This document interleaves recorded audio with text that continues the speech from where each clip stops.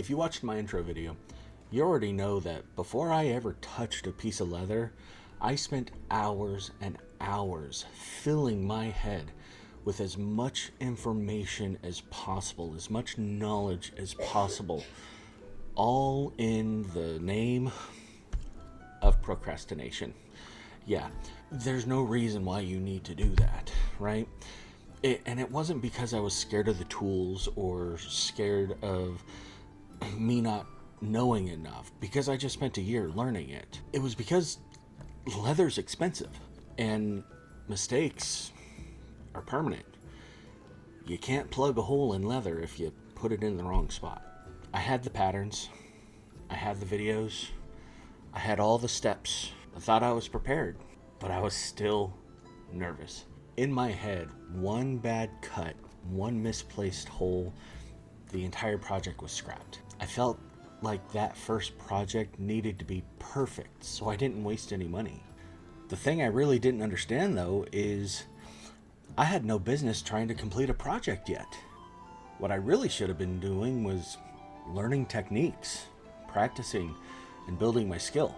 Skill isn't something you learn. It's not something that can be taught. Skill is something you earn. Projects don't build skill. They reveal it. Good, bad, or ugly. And if you don't really understand the technique behind what you're doing, a project just becomes frustrating and expensive. Like I said, I can't teach you skill. Skill only comes with repetition of technique that you understand. What I can teach you is that technique and how to understand it. Now, let's get honest here real early on. Leatherworking is not an inexpensive hobby, and turning it into a business is even more expensive. This course isn't here to pretend otherwise. Leather is an expensive material. Quality tools aren't cheap, and mistakes come with the higher than average price tags. Now, I'm not here to tell you that a tool, because of how much you pay for it, is going to magically make you skilled. But a good quality tool does make the repetition of the technique smoother, more consistent, and less frustrating. So if you're not willing to invest the time into practice, if you're not willing to work through mistakes and spend the money that comes along with that, and if you're not eventually willing to put in the money that you need for the tools, the time, the material, then this particular course may not be the right route for you. And that is absolutely okay. There are a ton of creators out there on YouTube and other various places that really do a good job of making this hobby accessible to everybody. There's ways to get around how expensive this can be. I'm here to teach you how to get good fast. That takes time, a lot of time, and money. A lot of money. Now, if you're on the side of the fence that you're not in a hurry and you don't want to spend the money, you're not even sure if this is a thing for you, then I definitely recommend Skilltree. He's one of the creators that I've gotten to know and that I learned a lot from. And I'll go ahead and leave his Discord server and a link to his channel in the resources of this course. This course serves a different purpose than that. Now, back to the thousands of hours of content that I watched and information that I stuffed into my head. After a year of doing this, I was still nervous to put knife to leather the first time. But you know what? It wasn't actually fear. It was uncertainty. I had the steps, I had the patterns, but I didn't have the techniques. I didn't understand the techniques. I had never tried the techniques. Here's a distinction most content never explains. Technique is an action. Skill is the result of repeating that action correctly. I could show you how to hold a knife, how to cut, how to stitch, how to finish an edge. I can even attempt to help you understand when, where, why, and how to use these techniques. That's the goal of this course. But what turns those techniques into skill is you, your time, your practice, your repetition, doing these things over and over and over again with the understanding that hopefully you glean from this course. The thing that I found in that thousands of hours of content that I absorbed was most beginner content, even a lot of intermediate content, is really a step-by-step, do this, do this, do this, do this, without ever actually explaining why you're doing this, right? You print the pattern, you cut the pattern out, you put the pattern on the leather, you punch the holes following the pattern. But why am I putting the stitching line here instead of here, right? It's that why, that how, understanding that allows you to be adaptable in the future. Let me show you something. These hats used to take me a total of 24 hours to make. Now, this one here took me about 10.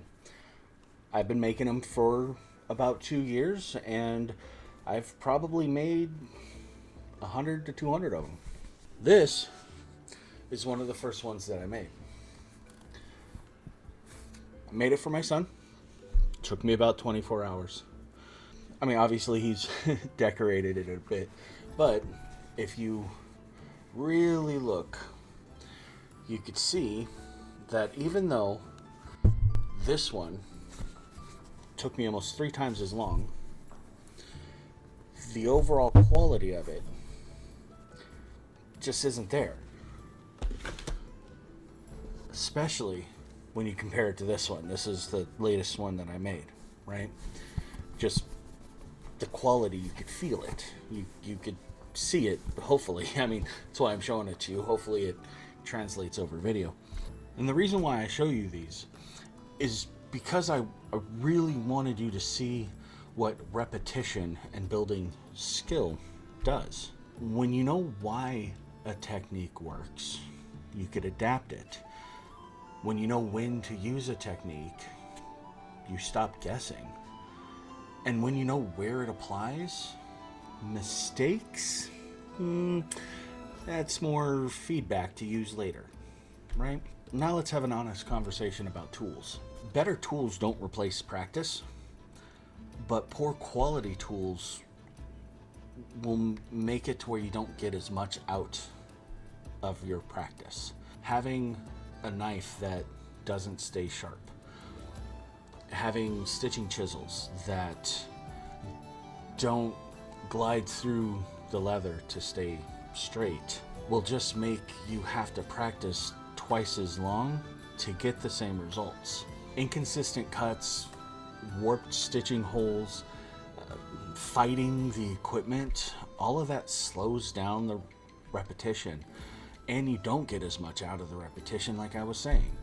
And then there's the fact that a sharp blade is a safe blade, and a dull blade is a dangerous blade.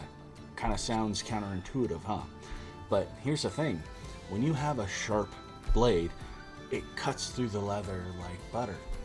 Where when you have a dull blade, you're having to fight it and force it, and then it skips off and you cut off your thumb and you're on your way to the ER. Hopefully never that extreme, but you get what I'm trying to say there.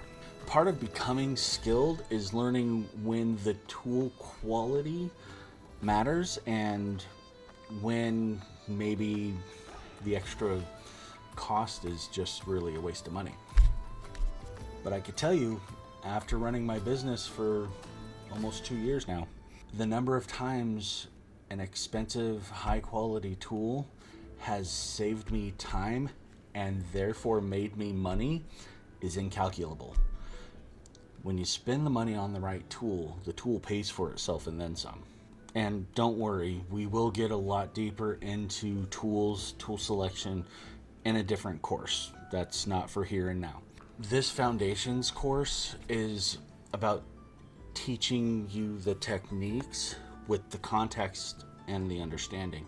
You'll learn what techniques you need to have in your arsenal when to use them, why they work, how they work, and when and where you can kind of expect them to fail, so it lets you know ahead of time that you need to use a different technique.